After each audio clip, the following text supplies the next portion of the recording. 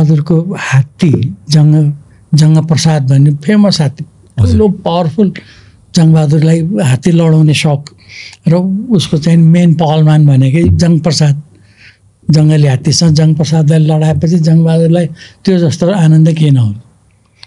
हात्ती लडाउनु भने के हो?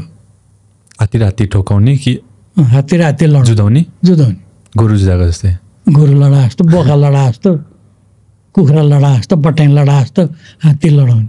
त्यो पनि एउटा आफ्नो पाल्तु हात्ती, एउटा जङ्गली नै, जङ्गलको ठुलो हात्तीसँग त्योभन्दा पावरफुल तालिम दिएको हात्तीहरू जङ्गप्रसाद, बिजुली प्रसाद र अर्को एउटा तिनवटा जङ्गबहादुर फेमस हात्तीहरूमध्ये जङ्गप्रसाद नम्बर 1। हजुर।